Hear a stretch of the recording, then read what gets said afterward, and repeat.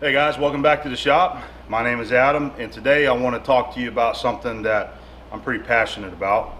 And I want to talk to you about 10 things to make you a better machinist, make you a better person, make you a better employee, just somebody more enjoyable to work around. I consider this sort of like the unspoken rules, shop etiquette, that kind of thing. You can also consider some of these things my pet peeves, if you will. These are things that you can do to better yourself, to not piss people off, especially if you're having to borrow tools from somebody, if you're using the company tools, if you're using tools that people have to share as a group. There's a few of you working in the shop, you got 10 guys having to use the same stuff. These are things that you can do to make you a better worker, make you a better employee, even for you guys out there that are working for yourself. This applies to anybody out there. So I got 10 things that I picked out. It's no specific order. We're just going to run through a list. I jotted some stuff down, and I wanted to talk to you about it. So we're going to go ahead and get started on it. All right. First one, I'm pretty passionate about this too, is don't interrupt somebody whenever they're machining. All right.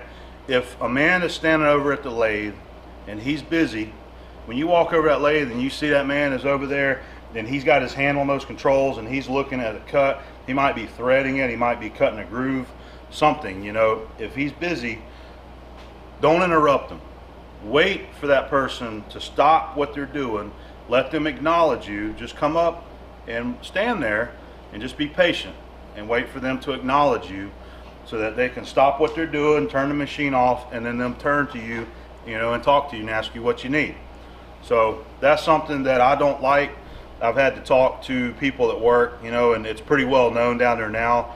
We have to talk to the new guys whenever they start about it, because you'll be over there threading something and all of a sudden they're over here in your ear, talking to you and asking you questions and stuff. It's like, hold on, dude, let me finish what I'm doing, So just be polite. Don't interrupt people whenever they're machining something.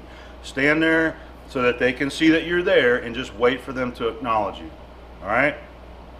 So another thing, we'll go into number 2, is don't make loud crashing noises that aren't necessary, okay?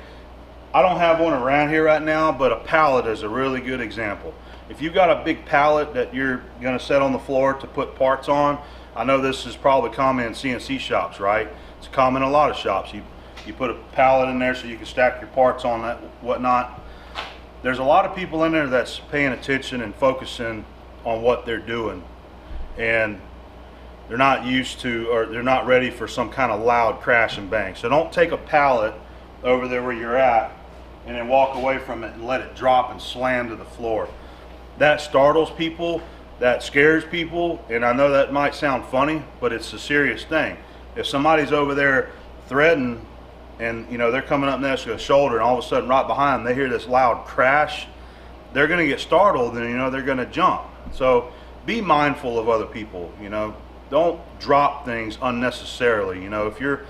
If you got a pallet that you need to set there, take it and set it down. Don't let it slam down. It's not just a pallet, it could be anything. Just don't let stuff slam to the ground and make a bunch of noise.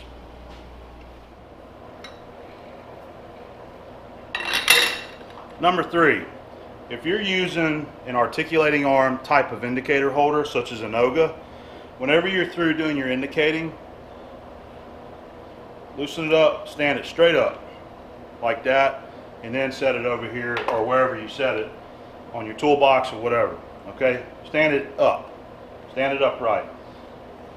If you have it sitting over here on the ways, that's usually how I set mine. That's how I'm used to doing it. Sometimes it's up here on the carriage, but usually it's like that. You get done indicating that and you grab it like this and you come over here and you set it. Look at that. You see where the indicator's at? You're going to be over here knocking your indicator around, okay? But here's the worst part of it. If you leave it like that, and depending on how tight this is, that still moves, right? Some people are a little bit weak in the wrist whenever they're tightening this stuff up, and that thing has a tendency to vibrate. If you got like a table, a work table over here that you set this thing on, you go over here and you set that over like that, and it's laying down sideways, and you got a 250-pound gorilla down there beating on the vise. This thing is going to vibrate, it's going to fall, and it's going to fall to the floor, and you're going to mess up an indicator. You know, these are precision tools, and you should treat them with respect. So just remember that when you get done indicating with your indicator holder, just real quick, look how fast this is. Just like that. Stand it straight up. Number 4, deburr all your parts, whether it be machined or flame cut, plasma cut, whatever. Always deburr all your parts. So if you got a little part, a little widget, you know, that even a piece of drop material that you're done, like this is a piece of drop that you would take and put under the bench, deburr it. All right, you know, you got tools like these Noga deburr tools right here that you can use to deburr. You can use tool bits in the lathe to break those sharp edges. If you've got big pieces of material that you're getting done parting something off, use the tool bit on the inside and the outside to break those sharp edges so that it doesn't cut your hands when you're trying to handle that material, and also it doesn't cut your straps that you're using to pick that stuff up with, okay? But if you're working with small parts, you know, deburr tools, if you don't want to swing the money for Nogas, you know, and these kind of deburr tools right here, this is a full set with different type of deburring tools. They have other ones that don't cost a lot of money. This is what me and Dad used for years around our shop. I've got a few of these. I've even got one at work that I use. These are just simple scrapers. These are also used for real scraping, but they can be used for deburring parts, you know, for getting in there and deburring parts, just like that. All right, these are cheap, imported. They don't cost that much. If you want to make your own, you can take you a file and grind one yourself and put it into a file handle or make a handle, you know. So that's a good little shop project right there, to make a little deburring tool. So, you know, virtually no money involved in something like that, just parts around the shop. You can also use, you know, we've got these little deburr tools like that for doing little holes. You can also make you one out of a chamfering tool like this and just stick it into any kind of handle. This is a file handle, you know, you put in that. So if you got parts that you just want to quickly deburr, you can do just like that and just deburr it. So that's a handy little tool there as well that you can make yourself. Number 5, whenever you're through using a tool, always put it back in its proper location, wherever that may be, in a toolbox, a specific location on a bench or a work table or something like that. If you got it hanging on a wall, when you're done using a tool, go back to the drawer where it goes or wherever that place is, put it back there, okay? And not just for machinist tools, I'm talking about wrenches, sockets, grinders, any kind of tool that has a specific spot. When you're through with it, put it back in there so that you know where it's at whenever you need to find it, and others around you that have to use those tools, whenever they go over there to grab that tool and use it, if you're not using it, they go to look for it, it's not there, there's a bunch of time wasted walking around the shop trying to find that tool. So when you're through with a tool, put it back in its location. Number 6, take your tools out of the tool post and put them up whenever you're done. Whenever you're through with an op, whether it be parting, facing, usually a parting op is sort of like the last op, right? You know, you part a tool off or part a piece of material off, you get it, and then you're done. Well, whenever you're done parting that off, and you'll see me do this, is I usually stop the machine and I'll move it back away from the part a little bit, you know, the parting tool. All right, and then I set my material down that I just parted off, and then whenever you're done, I take it out of the machine and I put it over here where it's supposed to go. Don't walk off after you're through parting something off and leave the tools right up against the material like that and right up against the chuck. That's very easily, you know, susceptible to come by and bump this carriage and break an insert or tear something up right there. just common practice to take your tool out of the tool post and put it in its proper location whenever you're done using it. Number 7, when you're through using a lathe tool, turning tool, parting tool, whatever, threading, any of them, clean the tool off before you take it out and put it up where it's supposed to go. Don't leave it full of chips and stuff piled up on top of that. Go ahead and just clean it off, okay? Clean the chips off, and then take it out and put it up where it's supposed to go. That way, whenever you or the next guy goes over to use this machine and you go to grab that tool, you can look at it instantly and see whether the tool is good or if it's chipped or whatever. You know, you ain't got a bunch of chips on there blocking it, so you have to go over and clean it yourself. Clean up after yourself, clean your tools off, and then put them away. Number 8, clean the machine off whenever you're through using it. Don't leave it for the next guy to come over here and have a machine just slap full of chips and curly cues all piled up everywhere for him to have to clean up whenever it's your responsibility. You use the machine, so when you're through using it, take a couple minutes. It usually does not take very long. I know you're in a hurry and you want to go to the next thing and, you know, take your lunch break and all that kind of stuff, but clean the machine off. You can use these little chip brushes like this. You can use a rag, preferably put your gloves on, you know, to protect your hands, and clean it off. All right.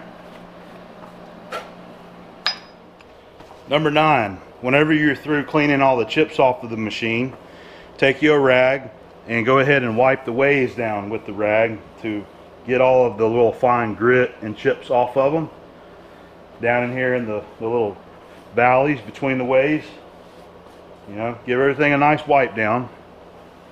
And then whenever you get through cleaning them off, I like to use whey oil, so take some whey oil. This is a couple ways that I do it. I've got an oiler right here, an Eagle oiler, and I go in there and I just put a little bit of oil on it with that.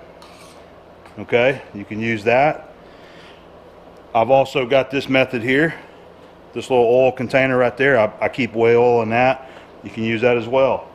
You know, real cheap. This is like rear end gear lube container that I've had forever, that you can also buy hydraulic oil in this. So these little containers like this are great to keep for doing things like this, you know, oil. You can also take a rag and just oil the rag really heavily, all right, and then just go around and just dab and wipe the ways. So that's really important. Keep your ways clean and keep them oiled, and you'll have a lot better operating and smooth acting machine, especially your you know, your carriage here for your lathe. It'll slide back and forth a lot better. So just keep them cleaned and keep them oiled. Number 10, and this one's pretty important too. Put your drill bits back where they're supposed to go. You most likely have a drill index of some sort that your drill bits go in. Put them back where they're supposed to go. All of your drill indexes are always marked to let you know where the drill is supposed to go. They're always in sequence, okay? So if you come over here and you use a 35/64, what I pulled right there, all right? And then you got to come over here and you got to grab a 43/64 drill bit. Whenever you come back to your drill index, pay attention to where you put them. You know, don't just drop them in there just randomly, because chances are I'm going to have to come over here and I'm looking for a 35/64 drill bit, right? So I'm looking at the index and I see 35/64. Ooh, that's the right drill bit. I'm going to grab that. I'm going to go over, I'm going to drill a part. And then I find out that I drilled it oversized. Why? Because I grabbed the wrong drill. Now, who's to blame there? Both people are to blame there. First, you put it back in the wrong spot, and 2, you didn't verify it. So that's another important aspect of whenever you grab a drill bit out of an index, is always verify that you grab the right drill bit, okay? Because I've made that mistake by grabbing one out of here and just in a hurry and thinking, okay, there's the drill bit, that's what I need. I go over there and drill something, and then I screw up, and I should have checked it. Should have come on over here and checked it to make sure I had the right one. So it's really important to help yourself and help your coworkers and everybody around you, that you put the tools back in the proper location. You know, don't just put them back in the proper spot. All right, you're going to save yourself a lot of grief in the long run and not screw up parts by keeping your tools organized like they're supposed to be. So there you go. There's 10 things that you can do to help make you a better machinist and a better employee. You know, if you're working for somebody and you're having to share tools with somebody else, you know, it's very important things. It's proper shop etiquette, and it's just better to be organized and clean. You know, clean your tools off, clean your machines, put them back where they're supposed to go, you know, that kind of stuff. So share it with your friends, share it with your coworkers, and hopefully you enjoyed it. You know, I'm definitely not trying to pick anybody apart, because I'm not perfect by no means. You know, I make a lot of mistakes, and I try to be organized, but I have a lot of work to do myself, you know, but I try to have things where they need to be, you know, and I'm pretty good about remembering most things of where I put them. But it's especially important whenever you work with a group of guys and you're all having to share those tools, that everybody works together and helps each other, and you know, you put those tools back so that the next person can find them, or you know, or you clean that machine after you're done using it, so the guy coming in there behind you to use it doesn't have to clean up after your mess. You know, nobody likes cleaning up after other people. So be considerate of others, and everybody's going to enjoy their workplace a whole lot more. All right, so I hope you enjoyed. Let me know if you'd like me to do another video like this. I have some other ideas, you know, wrote down, same kind of stuff, you know, just pet peeve type things, and maybe we can do another video. But thanks for tuning in. I hope you enjoyed, and we'll see you real soon.